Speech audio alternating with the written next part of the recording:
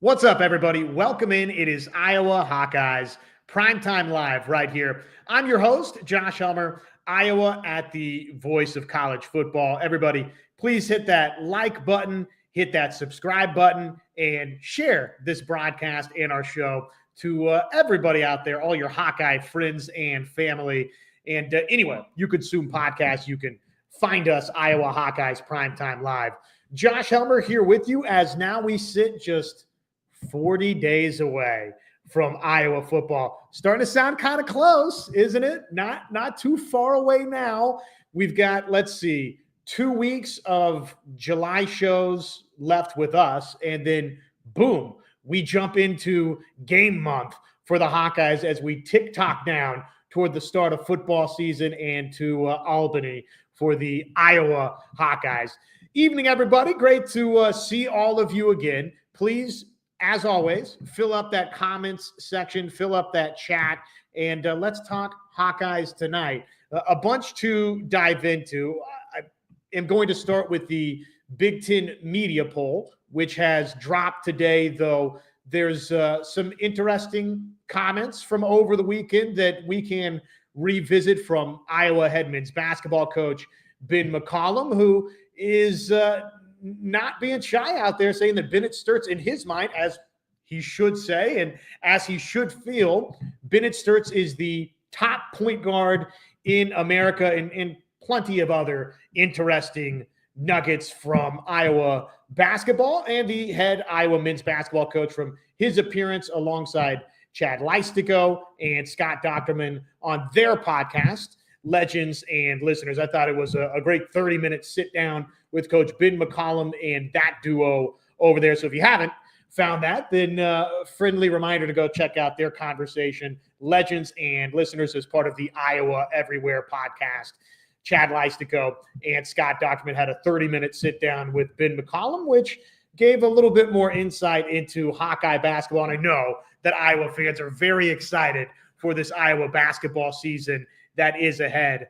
Alvaro Fulgaris, a great finish to his stay in the U20 Eurobasket tournament from overseas with Team Spain. So that was good to see with Fulgaris. We were kind of waiting for the type of performance that he ended with. 28 points, a handful of three-pointers, and he was all over the glass. Slovenia, the seventh place game, he had 17 boards. The final three contest, he had a trio of double-figure rebound games, so that was good to see. But, okay, let's start with Iowa football, as we're often to do right here on Iowa Hawkeyes Primetime Live. Iowa at the voice of college football. And I guess I should tell you as well, my partner, one of the members of our great team at Hawkeyes Wire, please check out our work over there, HawkeyesWire.com. Zach Hiney, our newest addition to Hawkeyes Wire. He'll be swinging by in about 10 minutes or so, 5 to 10 minutes from now. The preseason Big Ten media poll, it has dropped.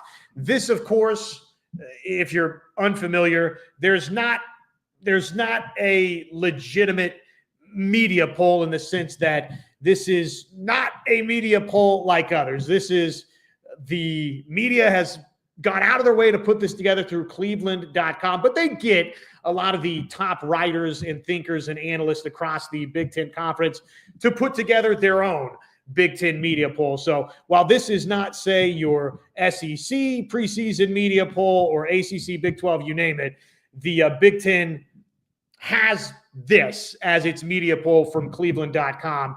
And, well, it looks like this. Iowa pretty well respected in the Big Ten media poll that dropped today from Cleveland.com. 7th in the preseason slotting for the Iowa Hawkeyes.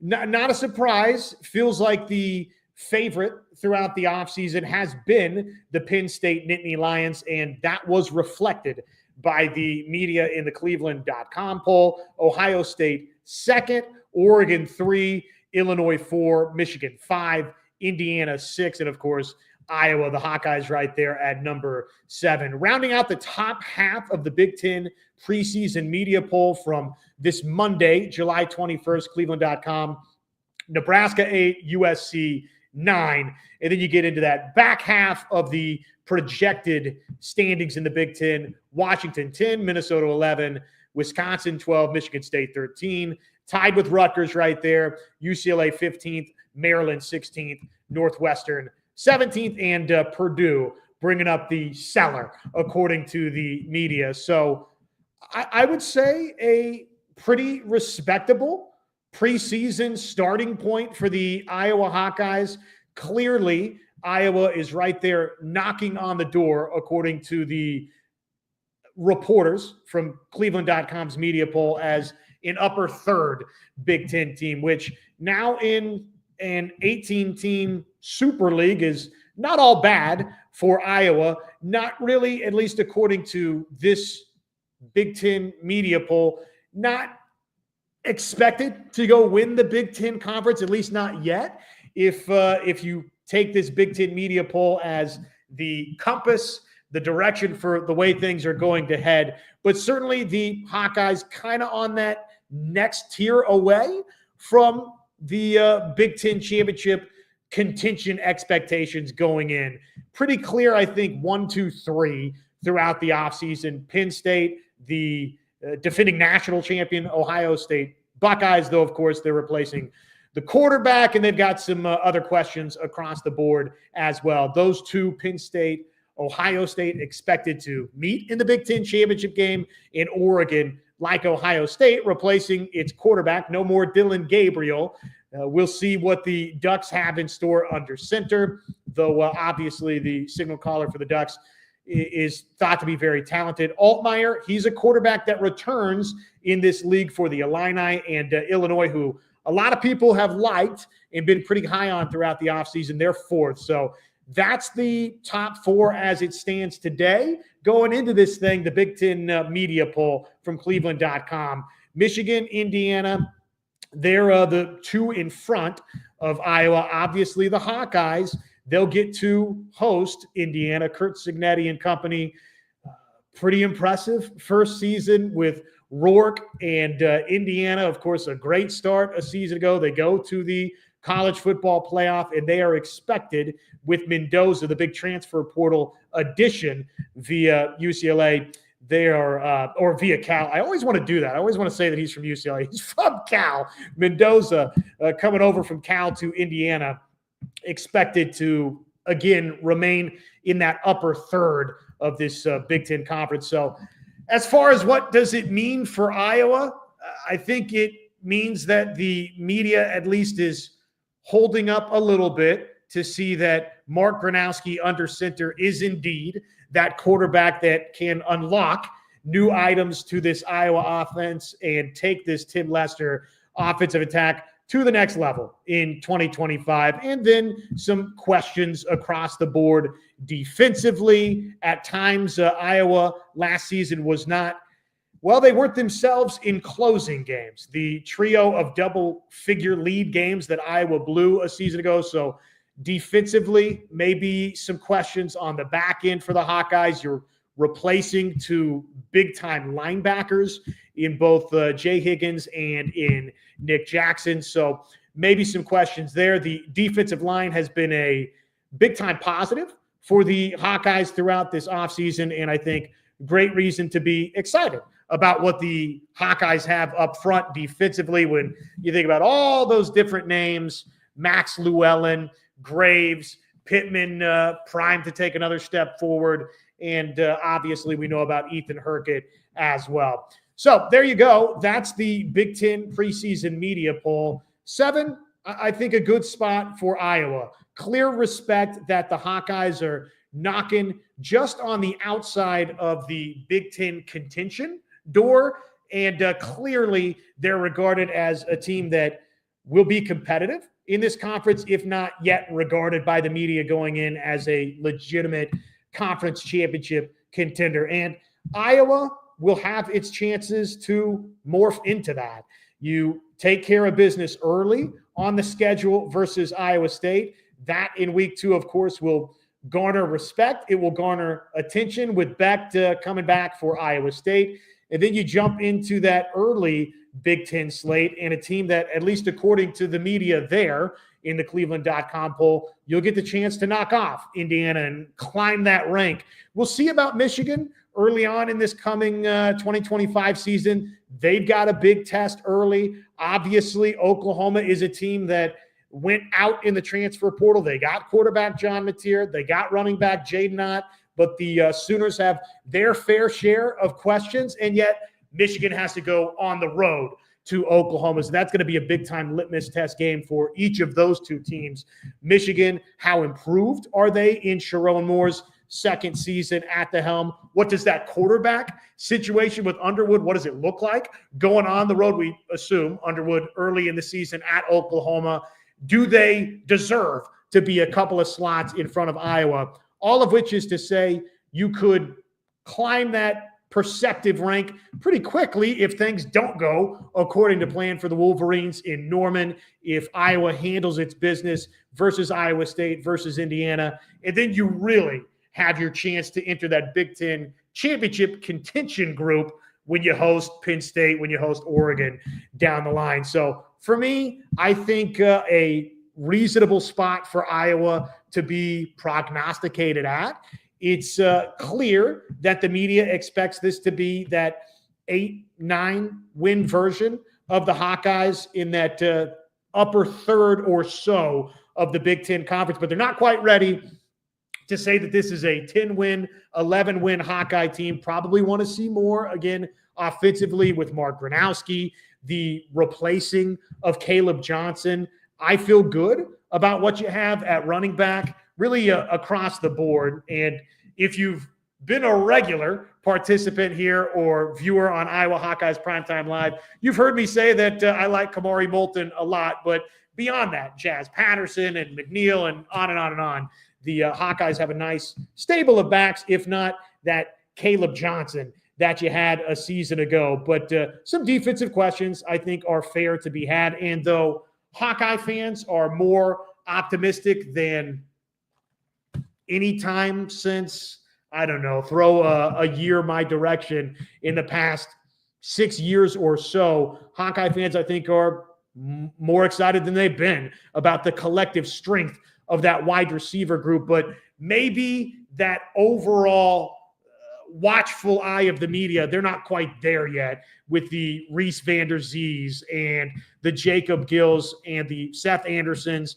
the Sam Phillips and beyond. They want to maybe see those pass catchers with Gronowski go out and do some damage. Tight end for the Hawkeyes has, of course, we all know, been a historical strength for Iowa, but I think it's fair to have some questions with Iowa there, with Addison Ostringa and with Zach Ortworth. So maybe that's some of the pause with the media to not put Iowa in that very top category of the Big Ten contending squads. But number 7, I think, is a reasonable, fair spot for Iowa to be regarded.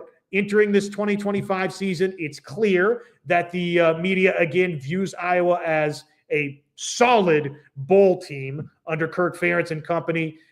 And I think that across the board, the media feels like, okay, we're not there yet, but if things play out a certain way, we could get talked into Iowa being a Big Ten contender. So there you go. The Big Ten media poll, one more time, just to toss it onto the screen for you there. Looks like this.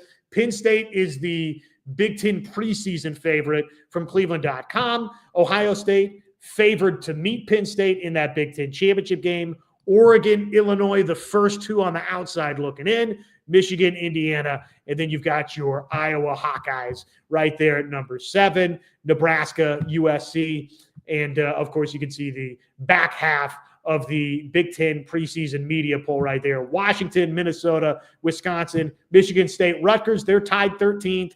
UCLA, Maryland, Northwestern, Purdue, the Big Ten preseason media poll. So, again, I think a reasonable spot for the Hawkeyes. No reason to be upset about it. Some of the questions or concerns that folks might have with Iowa in the preseason, you just got to go answer those questions now.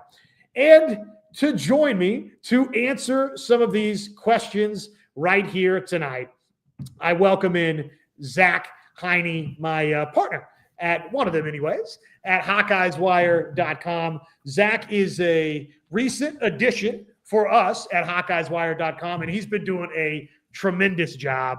He's a recent graduate of Wartburg College, and from right there, very familiar with the Iowa Hawkeyes.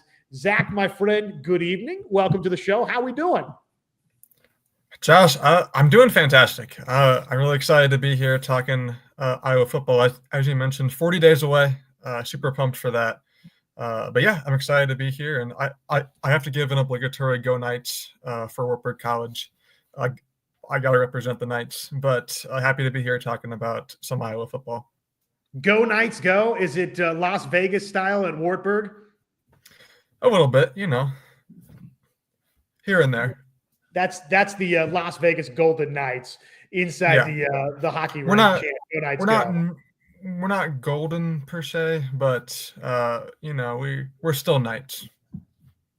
Well, what do you make of the Big Ten media poll? We spent 10 minutes or so reacting to Iowa prognosticated 7th to begin this 2025 season.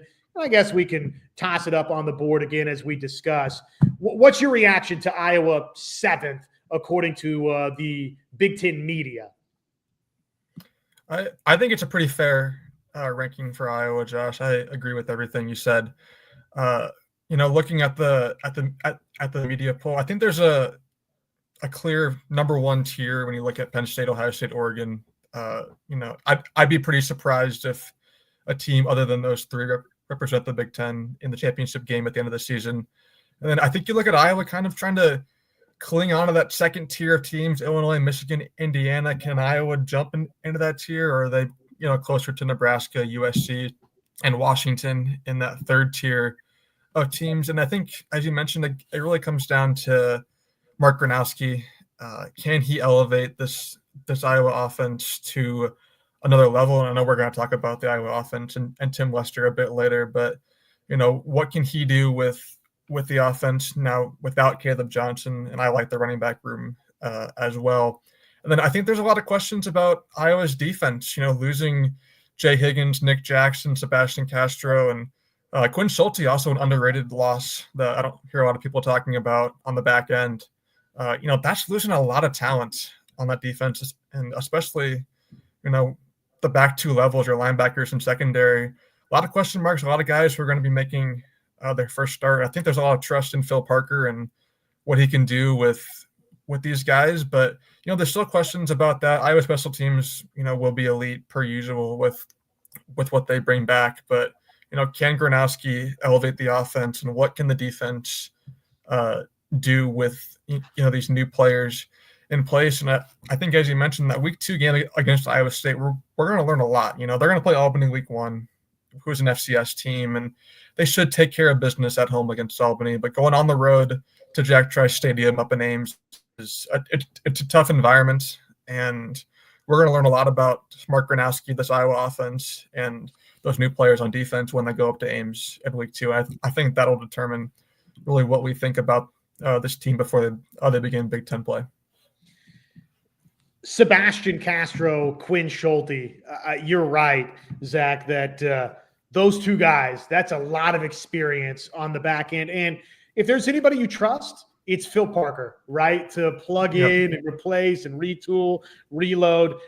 And he's earned that. And there should be that expectation for Phil Parker. But look, I'm looking at it right here. The spring prospectus that Iowa puts out, and obviously we're into the summer now, but Iowa does a great job for media folks organizing so much of this information. And starters lost. Sebastian Castro, Quinn Schulte, obviously each started a dozen games apiece last season. 72 starts from those two guys over the course of their career. That's a lot, man, that Iowa has to replace on the back end of a defense that, look, at times, the defensive backfield, folks were disappointed with how some of that unfolded a season ago based on the high standards that the Hawkeyes have been able to put together. Yeah, and I think you look at that safety room. Xavier Wampa was, a big 5-star recruit from right here in State, Southeast Polk High School. And, he's kind of had an up and down time with Iowa. Whenever you're a 5-star talent, people expect, you to be, great and right off the rip. And we've seen some up and downs from Wampa.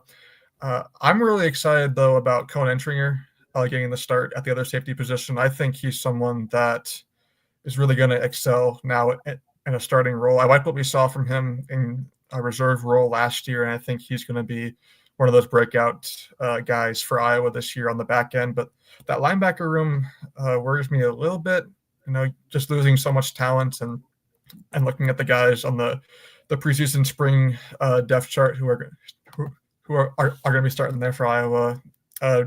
Jackson Rexroth, Jaden Harrell, and Carson Sherrard. Some question marks there about what you're going to get from that room. And it's going to, it's going to be really imperative that defensive line really wrecks havoc. Graves and Herkett and Pittman and all of them up front there are really going to have to make sure that they're dominating the game because, especially early in the season, what are you going to get from that linebacker room is a big question mark for the Iowa defense. We've got Zach Hiney hanging out with us, one of my teammates at HawkeyesWire.com. And Zach, tell everybody, where can they follow you across social media and the like? Yeah, so on X, you can follow me at Zach_Hiney. You'll see a lot of Iowa tweets and a lot of currently Toronto Blue Jays tweets as they're having a pretty good season.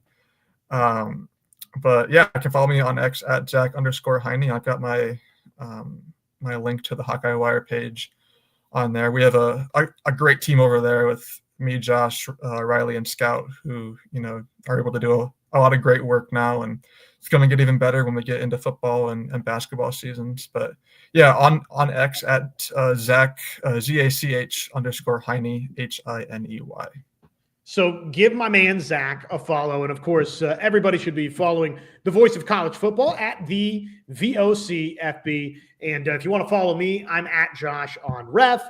And everybody, I'd appreciate it if you followed Hawkeyes Wire out there. It's easy to find at Hawkeyes Wire. Zach will be writing all sorts of pieces, and he already has been, breaking down the schedule and taking a look at some of the different position groups. I want to talk skill positions offensively with you in just a moment. But since you mentioned the backers, and since we have a live audience with us, let's just talk to the people. Kenton is in the house. Kenton, what's up? He says, what's up, Josh? Go Hawks, baby. Yes, go Hawks.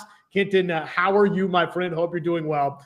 And Kenton asks, how do you feel about this year's linebackers? I'll start, Zach, and just say, I feel good that Iowa has proven, said that Phil Parker has earned the benefit of the doubt on that back end of the defense with defensive backs. And there's going to be, if it's a corner, if it's a safety, there's going to be a star in that defensive backfield that's up for the Big Ten Defensive Back Player of the Year award. Feels like most every season the Hawkeyes have a guy, maybe multiple players that are in that mix back there. But one of the other items that has been pretty impressive of late, now Iowa has done it via signing high school players and then retaining them and developing them. And they've done it by going and plucking out of the transfer portal a coveted player in Nick Jackson and bringing him into Iowa. The Hawkeyes have done a really good job of replenishing, replacing, and finding more production at linebacker. So just thinking in recent years, Campbell and Benson to now you get to Higgins and Jackson, and we'll see what this next group, what it looks like. Obviously, you're looking at Jaden Harrell and Carson Shire and Montgomery and some other names that could enter that mix. Some of the younger backers, Weisskopf, Rexroth. I mean, there's other names that are younger that could be Preston Reese is a name that could be in that mix for the Hawkeyes as well. But we're thinking that the two pole position guys, the two leaders, are Carson Shire and Jaden Harrell. And I guess when you say, Kenton, how do you feel about this year's linebackers? I feel good because the Hawkeyes have earned the benefit of the doubt for me to feel good. Seth Wallace, Phil Parker, they've proven that they can even when you've got the Butkus Award winner, when you've got Campbell running around back there and flying around and doing everything that he did for the Hawkeyes, they can replace. And Benson probably didn't get near as much credit as he should have, just because he was the guy right next to a superstar in Jack Campbell. So I feel good about it because Iowa has proven that they can replace and still get these guys from in-house to develop and deliver great production. Higgins, Jackson, obviously you went out of house to bring him in. But the recent track record tells me that Iowa has great backers on campus, and I have no reason to believe that until proven otherwise. So, Zach, my vote would be that I feel good about it, but I am aware that it's an unproven group. Yeah, and I think there's you're spot on with Iowa's development of linebackers. I mean, if you all the way back to Josie Jewell and Ben Neiman and that linebacker room, and then guys like Christian Welch and Jack Campbell and Jay Higgins weren't necessarily super highly regarded prospects coming out of high school, but they're able to be developed into stars in the Iowa defense. And so I look at it, I'm a little uneasy, but I'm excited to see what we can get from Harrell and then Shire, a combined 20 tackles from those two last season. So they didn't get too much playing time, which makes sense when you had the two veterans and Higgins and Jackson on the field so much. But I'm excited about the potential development under Seth Wallace and Phil Parker, but I am a little uneasy, when you don't have that much starting time from your linebackers coming back. But I do feel better about having that experience. Should help make their lives a little bit easier. But I go back to that Iowa State game again, and just knowing that we're going to learn a lot about those linebackers going on the road, especially with that go back who's really good. He's probably in that top 10 to 15 quarterback nationally range, and even though he lost his two top wide receivers, Iowa State always seems to have a good tight end who can cause some havoc. And so we're going to learn a lot about those linebackers in that game. So maybe a little uneasy right now, but I do trust in Phil Parker and Seth Wallace to be able to develop those new guys that are going to be in here and starting. Well, and hopefully that opening contest versus Albany, you can get some legitimate work there. And even if that thing's pretty lopsided, you say, look, we need these backers playing 3 quarters and maybe more than 3 quarters, right? 3.5 quarters.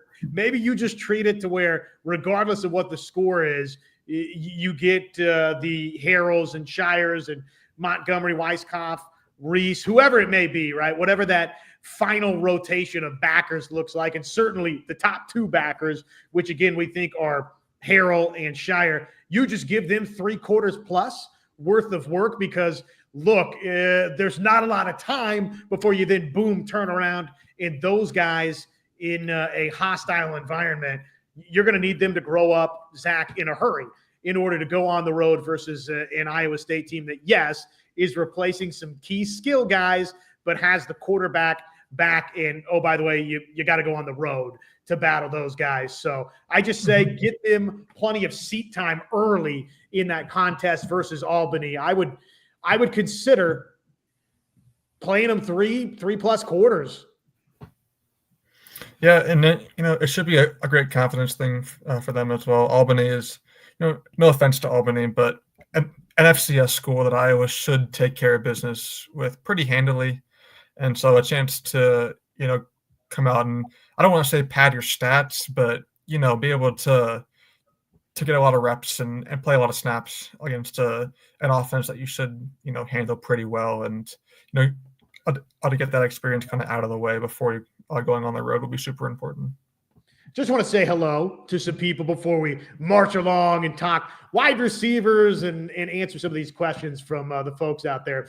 Kelvin Fisher. Kelvin, I appreciate you. I see you sharing Hawkeyes Wire content across the great interweb out there. So I just want to tell you, thank you for supporting us. I see you doing that, and it's not lost on me. So I appreciate number one, you hanging out here and spreading the good word and having fun and helping build this community, but also supporting HawkeyesWire.com. I see you doing that. And anyways, I appreciate it. And it's good to have you here. Jax is in the house and says, roll Knights. Is that the Wartburg College deal? Yes, it is. Yeah, Jax was my college roommate last year, or one of my college roommates last year. Yes. Yep. Nice. He's tuning in all the way from Texas today to watch our stream. So I'm happy that we avoided the hook 'em. He's a big Texas Longhorns fan, so at least for now we've avoided the hook 'em in the chat. But yeah, that's a college roommate of mine, great guy, and yeah, thanks to him for tuning in. Well, this is obviously not a Texas show, but the Longhorns, yes, the SEC preseason favorite, ton of hype. We'll see if Archmania can indeed deliver in 2025. That's going to be, nationally, especially early. And it does have, of course, a Big Ten tie because Texas will have to travel to battle Ohio State. And we know that both rosters, of course, very, very talented, but we don't really know fully about either quarterback situation. So, that's going to be one of those games nationally early in the season that there's going to be a ton of eyeballs on, not just because Texas and Ohio State have those, large fan bases, but because, look, it's a couple of powerhouse blue blood programs, and we don't know quite what to expect about either. And yet there's a ton of expectations for both. So that's going to be fun to get a look at those two early. Jax does ask, how are y'all feeling about Gronowski's development going into this season? What would you both like to see from him? And Zach, I'll just cede the floor to you. Yeah, we've had discussions about the Iowa quarterback position recently, and not been fond memories to look back on. I mean, you have to go all the way back to Nate Stanley in 2019 to find an Iowa quarterback that I would say played well and had a great season. And I want to see Mark Gronowski come out and be competent. And maybe that's too low of a bar to ask for, just being competent. But we haven't really gotten that from an Iowa quarterback over an entire season in a long time. So come out here and, especially early in the season, you don't need Gronowski to be Superman. You don't need him to, be doing everything. If he's playing in the system, not turning the ball over, making the right reads, and, being able to run when necessary and be mobile and escape the pocket, those are the kind of things I want to see from him early in the season. And as he gets settled into this offense and the Tim Lester system, as we get into Big Ten play, maybe you have him take on a bit more of a load. But I just want to see Gronowski play within the system, distribute the ball to his playmakers, not turn the ball over,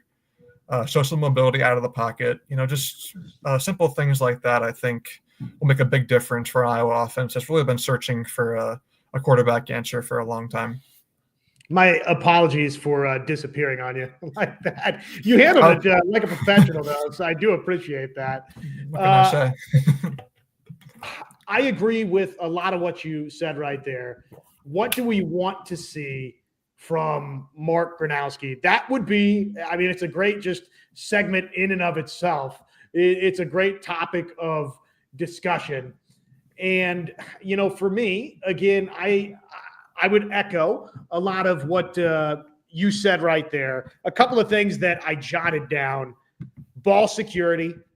I know that it's Iowa football, and it's like, well, you know what? I actually would like to see an interception or two. I can live with that. I wouldn't like to see it, but I can live with that if that means that we're going to attack downfield, right? If you could show me that you're opening the offense up, I will live with some of that. But having said that, I know the complaints that the fan base, of course, would have at times. Ball security. So take care of the football. Obviously just protect it. Don't cough it up early in the season. Don't throw it away to your opponent. So with a quarterback, that's always going to be paramount. I know that's almost, again, that's too careful, too conservative is frightening for Iowa fans, and I certainly understand that. But I think that is obviously important. But explosives, what do I want to see? I want to see explosives, whether it's, as you said, the feet. That could be a different dimension for Iowa. Is that Gronowski tucking the football and running at times? Is that finding Reese Vander Zee down the field? Is that getting Ostringa and Ortworth involved in the seam and letting those guys run? Is it Phillips? Is it Gill? Is it TJ Washington, who I continue to hope that Iowa finds ways to, sure, let him run the football and be a tailback, but put him in the slot and use his speed and just get him the football in space. Whatever that picture looks like to create some explosives. I want to see Mark Gronowski create some explosives early in the season. So those would be a couple of the first items, Zach, that come to mind. Protect the football, but also, early, show me that this thing's going to be different for the Hawkeyes, that the dimension of explosives that exists for this offense. Yeah, and I want to see some more play action in the offense this year. I think that's something that they tried to implement a bit more last season, and they had a great chance to do so with Caleb Johnson, who's someone that the opposing defense had to respect because of how explosive he was. But more play action, I think, would be great for this offense, and taking chances down the field off of play action, especially if you're able to establish the running game early on in a contest. But I also wanted to ask your thoughts on Mark Gronowski designed quarterback runs, because we saw that a bit with Brendan Sullivan last year, and could that be another element to this Iowa offense that maybe we're not talking about too much right now? I don't think there's any question it will be. And in order for Iowa to truly be dangerous and explosive offensively, I think they'll have to incorporate Gronowski's legs both off script and by design, because I think that's something that Tim Lester would like to do with this Shanahan offense. He showed us that with Sullivan, that when he has a quarterback that he feels is pretty mobile, he'd like to get their feet involved. And I don't think all of that was just Brendan Sullivan tucking the football and running with it. Some of it was by design. So I would imagine, Zach, that absolutely that will be a part of the playbook. And Gronowski's track record coming to Iowa with all of the rushing touchdowns, in addition to the 10,000 plus passing yards and all of the passing touchdowns, it suggests that Gronowski can run the football a little bit by design, off script and by design. And he said as much over the course of this offseason that, look, I am deceptively fast. So if you're saying, hey, what would you like to see from Gronowski? Okay, show me that some of that deceptive, that Patrick Mahomes speed, right? That, like, how the heck did Patrick Mahomes just go pick up 12 yards? Show me some of that, Gronowski, that you've just got that ability to feel the game and go find some yards that maybe you don't think the quarterback initially has available, both off script and then by design. Yeah, I mean, no doubt about that. I think we have a lot of Iowa fans are, hoping that Mark Gronowski can, be the savior of this Iowa football program. And I think that, that's a fair ask, as long as he's playing in the system, taking those shots, and you want the explosive plays, but if he's playing within the Tim Lester system, which I think will be a lot better in year two, I think we're going to get some good offense from Iowa this year. But I just worry, I don't, about people putting the weight of the world on Mark Gronowski. With Iowa's quarterback room the last couple of years, I'm going cautiously optimistic. I'm going to, keep expectations realistic about Gronowski, knowing that he's had the injury concern this offseason and that he's moving up from the FCS level to a Big Ten program. And I'm excited about Gronowski, but trying to keep expectations level, at least early in the season, until we see him against Iowa State and Rutgers and Indiana. What's up, everybody?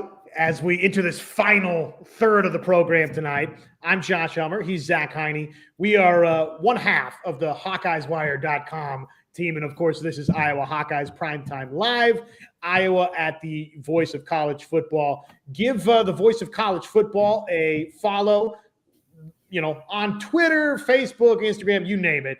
I don't know if we have a TikTok. I better not say we have a TikTok. I don't know if we have a TikTok. I know we've got a Twitter and a Facebook and an Instagram, and if you search Voice of College Football, you'll find it. And right there on X at the VOCFB, you can follow me at Josh on Ref. He is at Zach_Hiney. And, of course, Hawkeyes Wire. Just search Hawkeyes Wire. Okay, so happy everybody's hanging out with us. If you have any questions you'd like us to dive into, by all means, toss those into the comments section. And you can support us in this channel directly by a super thanks. It directly supports Iowa Hawkeyes Primetime Live and Iowa at the Voice of College Football. But, of course, the best support is just liking, subscribing, watching the content, joining us every Monday night, every Thursday night right here, 6 o'clock, Iowa at the Voice of College Football, Iowa Hawkeyes Primetime Live. Okay, now that the how do you do's are out of the way here, Zach, you have been doing your schedule outlook, your position previews, and so, boom, how good are Iowa's skill players? What do you think about the tight ends, the running backs, the wide receivers? What are your thoughts about that collection of players for the Hawkeyes going into 2025? Yeah, it's a great question because they lost some talent from last year's team. Caleb Johnson, obviously, Luke Lachey as well in that tight end room is someone that they lost. I'm higher on the wide receiver room than I think most people might be. Jacob Gill, I think, he was all the wide receivers were playing in just a terrible, scenario last year with 3 different quarterbacks and, all no disrespect to Jackson Stratton, but the offense was very limited when he was on the field. And it seemed like they really didn't want him throwing the ball at all past the line of scrimmage. And so I think if you look at the stats from last year, the wide receivers don't pop off the screen, but Jacob Gill still had 400 receiving yards and some touchdowns, even with all those question marks. I think he's a really talented guy that will have a chance to break out this season. You mentioned Reese Vanderzee earlier. He got hurt last year, and I think that hampered some of his ability to be explosive, but he's got the size to, be a matchup nightmare on the outside, and I'm really excited about him. And then the transfer Phillips, too, from Chattanooga, put up really good stats last year with the mocks, and he's more of a slot guy at 5'7", so we'll see if he gets on the field. I know Iowa runs a lot of 2 tight end sets, and so when they go out there with 3 receivers, I'm guessing we'll see Phillips in the slot. And, what can you get from him? But I'm higher on that wide receiver room than I think most people, and I like Kamari Moulton a lot as well. He really flashed in that bowl game against Missouri, 96 yards and a touchdown with Caleb Johnson sitting out of the game. And I think it was that Maryland game, too. He went over 100 yards and was pretty impressive there. And I like him. The tight end room worries me a little bit. Addison Ostrenga, the stats don't jump off the page last year, and he had some injuries as well. And I worry a little bit about that. But that's also a room where if you're going to give Iowa the benefit of the doubt at any position on the roster, if it's not cornerback and safety, it's probably tight end, just with their track record of developing these guys that always seem to go on and have success in the league. And so I think Ostrenga is someone that's got the talent to succeed in this system, and I want to see more from him. And then I really like Zach Ortworth. I wrote in my tight end preview, he's got 12 career receptions as a Hawkeye, and 3 of them have gone for 54, 51, and 31 yards. So 25% of his receptions have gone for big plays, and so he's shown to be able to provide that spark offensively deep down the field. Can he put it more together and, work on that, on being a more consistent run and pass blocker, and then, some under the first down marker receptions as well, being more consistent. I think we'll get him on the field more. And then I don't think he'll play much this year, but Four-star recruit Thomas Meyer is someone that I'm excited is coming into the program for Iowa, and I'm excited to see what he'll be able to do. I don't think he'll see the field too much in 2025, but that's a long-winded way of saying I think Iowa's skill position rooms are running a bit under the radar this year because they lose Johnson and Lachey, but I think Moulton, Gill, Vanderzee, Phillips, and Ostrenga are going to be able to provide a good punch this year with Gronowski, and then Ortworth I really like as being someone who could break out this year. Well, it would be nice if, whether it's, Burt, Hoffman, you mentioned, Meyer, one of the young guys, if one of those guys can emerge alongside an Ostrenga and Ortworth, and obviously Vanami is in that group as well of the tight end. Somebody needs to take a leap, and the likely candidates, of course, are Ortworth and Ostrenga. Those are the guys we've seen the most. But if one of those young guys can emerge, that'd be great. And Hoffman is at Missouri now. He Gavin Hoffman transferred to the Tigers this offseason. I knew there was one of those guys. I'd forgotten about that until I did my research on the room. I was like, where's Gavin Hoffman at? And he's in Missouri right now, transferred down there with Bo Perbula, noted Iowa football transfer target from this past offseason. But I think there's still a lot of young, talented guys in that room. Well, and again, we'll see if maybe one of those names we're not thinking of at the tight end position can help a little bit. That would be good to see. Okay, so we did this exercise a week ago, and just curious your thoughts on it. Best position group for Iowa. What is it for you going into the season? We kind of phrased it as, which is, and maybe these are separate conversations. Best position group, I feel like probably you have a pretty clear favorite there, but most undervalued, who are we not putting enough stock into going into 2025? Yeah, I think that's a great question. I have a couple that come to mind. The secondary is one. I still believe in the talent of Wampa entering his senior year. I think he's going to have a good season. I mentioned Cody Entringer earlier. Really excited to see him get the start at that safety position too. And then TJ Hall and Deshaun Lee are a couple guys that were able to get some playing time last year, and I like what they can do on the outside. So I think that's a room that there's not a whole lot of household names in that secondary currently, but I think they will be household names by the end of the year. And keep an eye out for Zach Lutmer as well in that def safety role. He's someone that flashed a lot on special teams last year, and I think he'll be someone that'll work his way into more playing time as the season goes on. So I think that's an undervalued room for Iowa. I think the offensive line too, if you want to call it undervalued, when you have two guys like Logan Jones and Jennings Dunker who are getting just all sorts of preseason praise, named on all of the preseason All Big Ten right tackle. I think when you have two guys of that talent, you're going to elevate your room to a higher level. And I like Bo Stevens as well on that offensive line. So I think that's a room that could be a bit undervalued if that's possible, having two preseason All Big Ten guys on the line. But, offensive line and secondary for me are a couple ones that are being, I think, a bit undervalued right now.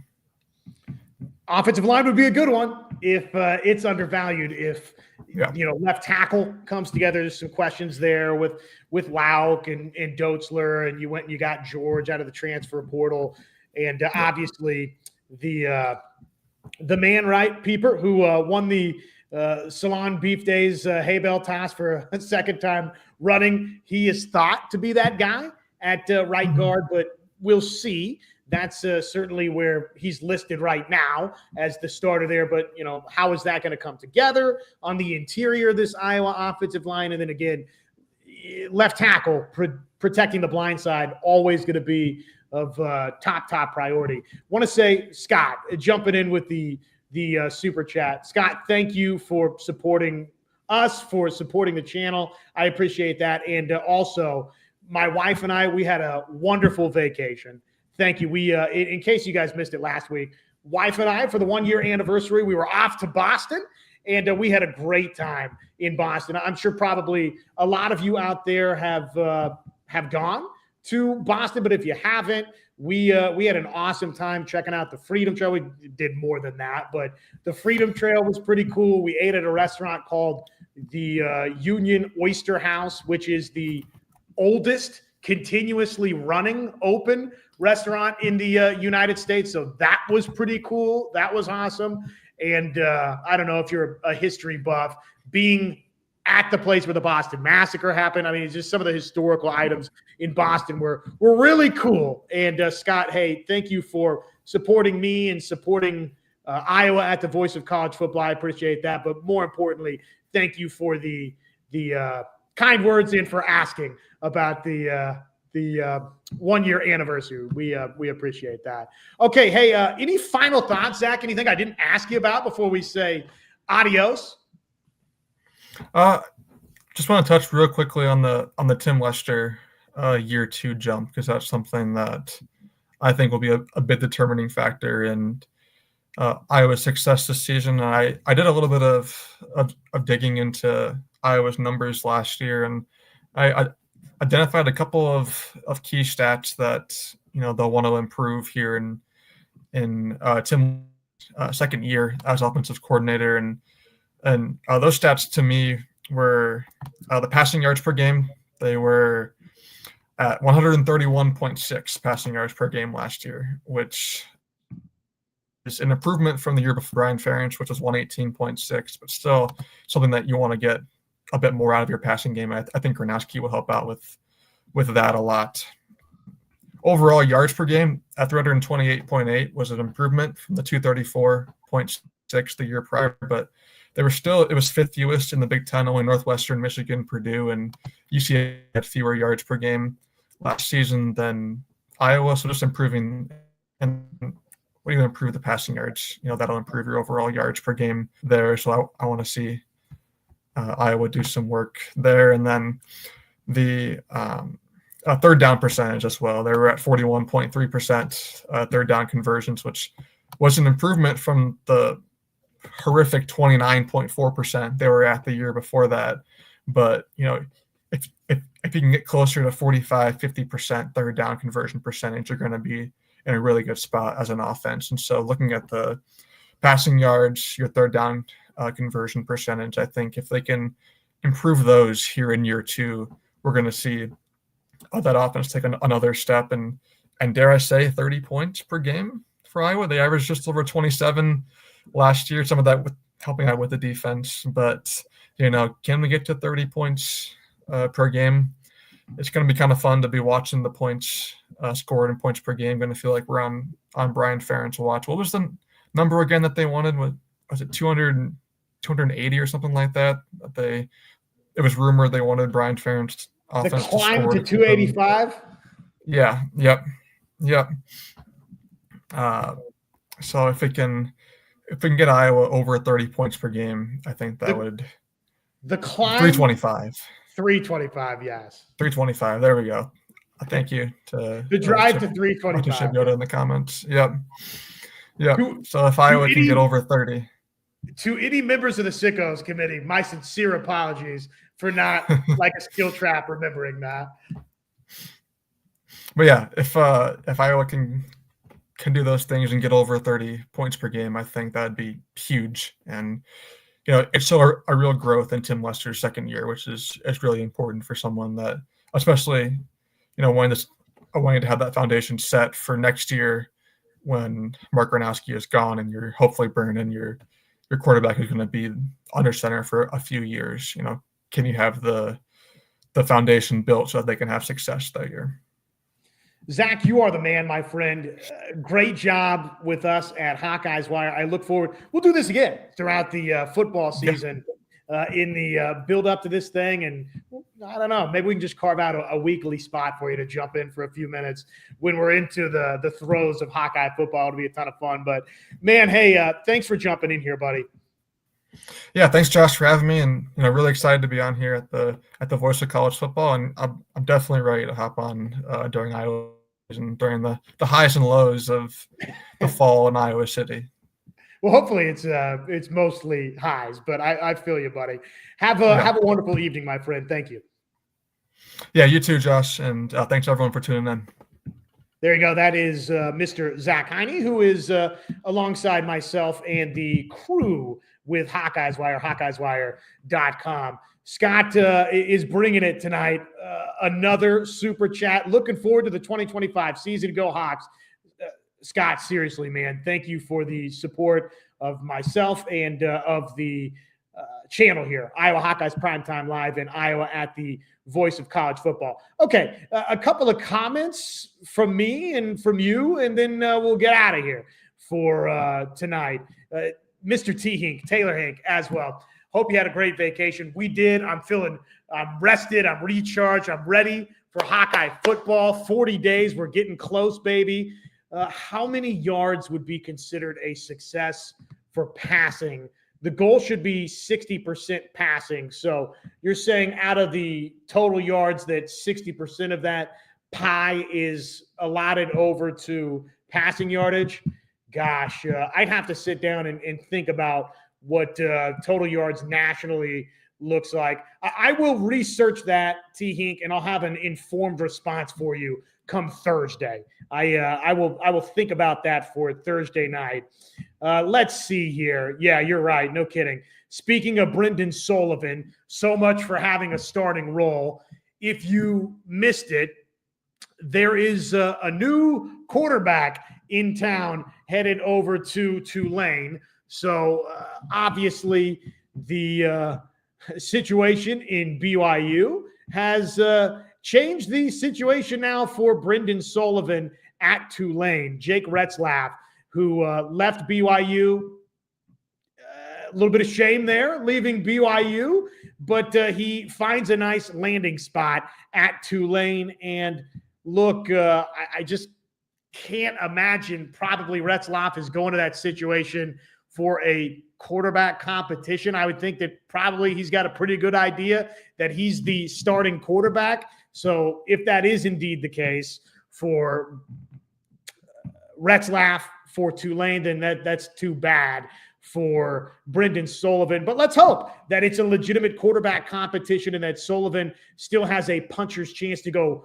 win that job down in Tulane. I certainly will be rooting for Sullivan. He was a great Hawkeye and stepped in and played some good football for Iowa a season ago and was pressed into action maybe a little bit earlier than anticipated.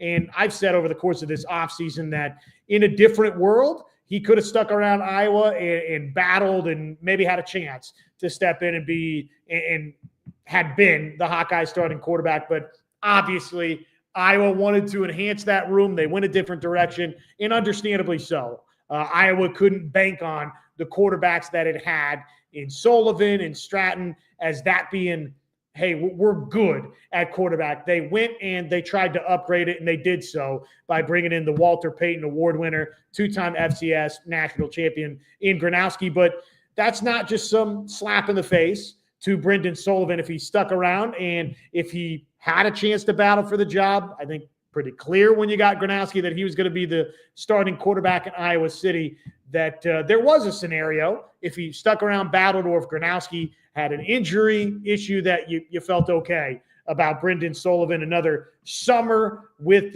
Tim Lester and another fall camp with Tim Lester, that maybe that could unlock even more from Brendan Sullivan, who with his feet added a different dimension to the Hawkeye offense, but that wasn't the way he played out. He went to Tulane for a chance to be the starting quarterback, and now kind of looks like with Retzlaff coming into town that starting position has changed a little bit. So I will root for Brendan Sullivan and his chance to be a starting quarterback in Tulane. And if that is the way that it unfolds and he can beat Retzlaff in a quarterback competition, then we'll root for nothing but his success down there in the Big easy. T. Hink said you've also got Bo Stevens as part of that group coming back. That's very experienced. Yes, I would agree. Many of you, I'm sure, would agree as well. That drive to 325, a laughable contract that made Iowa the butt of some jokes out there nationally. That was not a ton of fun. That was not a ton of fun for Iowa fans to be a national laughingstock in that regard. Okay, so the portal is closed. The BYU guy, Retzlaff, is going as a walk-on. That's kind of interesting. I would imagine that's a well-compensated Tulane walk-on. That's the era we live in now with revenue share. Okay, before we get out of here, and we can talk more about this on Thursday night. Thursday, by the way, if you're new to this, Iowa Hawkeyes Primetime Live, Thursday is the weekly show with us that's designed as our call-in show. So even if we get guested up in the future, and I'd like to start pursuing more guests at times, like a Zach Hiney tonight. And Kitten, thank you for the nice words to Zach, who said, good job, Zach. I would agree. Yes, thank you, Zach, for swinging by. I'd like to try to keep getting more Iowa perspective, if it's local, if it's nationally, if it's some of the opponents. I'd like to start mixing in a guest or two. If it's recruits, that is something that I'm going to be a little bit more aggressive efforting in the future going forward. But having said all that, long-winded here, to say that I'm always still going to keep 30 minutes on Thursday or the whole show open for you. Thursdays are our call-in show on Iowa Hawkeyes Primetime Live, which means just jump right in on Thursdays to where you can chime in. But anyways, we'll look forward to that on Thursday night at 6 o'clock. And let's see, I wanted to touch on Alvaro Fulgaris, who had easily his finest performance overseas in the U20 Eurobasket finale. That was incredibly encouraging. Alvaro Fulgaris, who I know Coach Ben McCollum, based on his conversation with Chad Leistico, with Scott Docterman from the Legends and Listeners podcast from over the weekend. Where were they out? They were out and about on site, and I apologize, guys, for not remembering exactly where you were broadcasting live from. But they had Coach swing by, and he said that, look, we're excited to get Fulgaris on hand. But Alvaro Fulgaris has been a part of this U20 FIBA Eurobasket tournament overseas, and that's a great experience for him to 7-8 games over there overseas to see some talented competition. And you like that the Horizon League Player of the Year from Robert Morris transferring into Iowa, that the 6'9", 215-pounder got that experience overseas. So though he hasn't been in Iowa City going through the summer workouts with the Hawkeyes, probably if you're Ben McCollum and company, you feel okay that he's had that overseas experience. Obviously is a good one.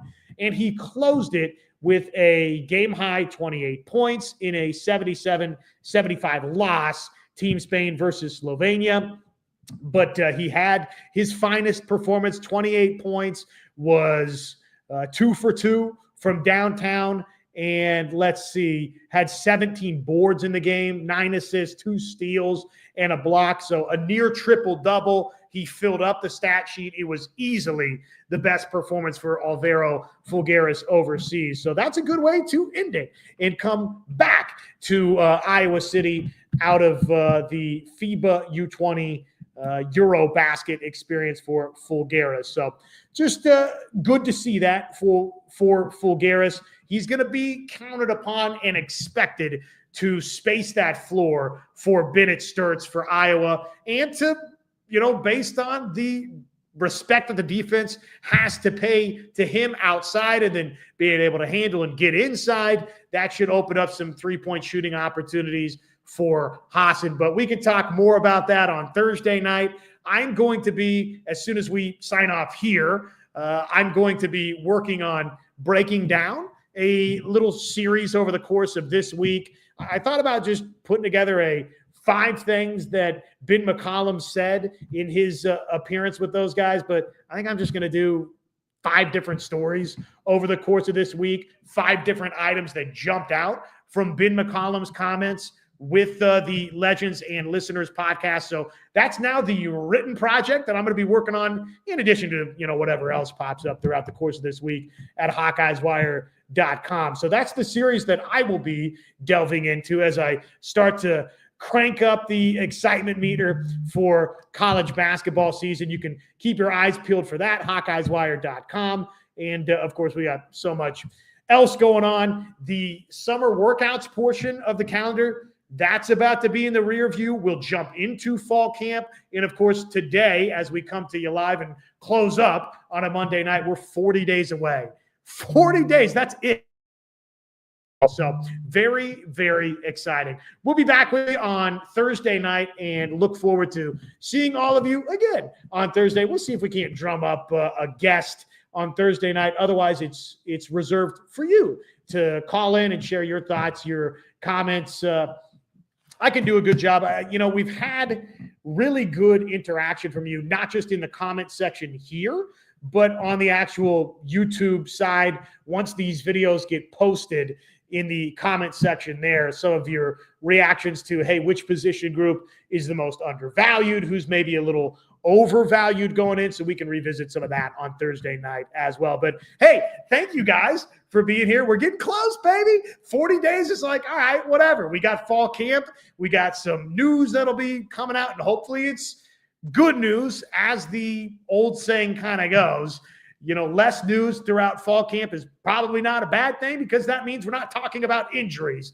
If you're talking about big breaking news throughout fall camp, oftentimes that's not necessarily great news this time of the calendar year. But as fall camp begins to unfold next week, in the beginning week of August and beyond, we'll have you covered with updates, HawkeyesWire.com. You can follow me at Josh on Ref, at HawkeyesWire on socials, and of course, Iowa Hawkeyes Primetime Live. We're going to be talking about it for a couple of hours every single week, Mondays at 6 o'clock, Thursdays at 6 o'clock. Until then, hey, great to see all of you. The vacationing, it's done, baby. We're all Hawkeye football the rest of the way through this Iowa football season, and of course, throughout the build-up to it.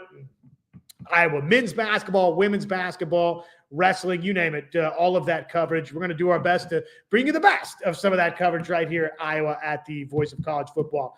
Until Thursday night, everybody have a great Monday evening, Tuesday, Wednesday, and we'll see you on Thursday night. For Zach Hiney tonight, for all of you, Scott, thank you for the super chats this evening. I appreciate it. Everybody in the chat, thanks for hanging out. Until then, go Hawks, and so long, everybody.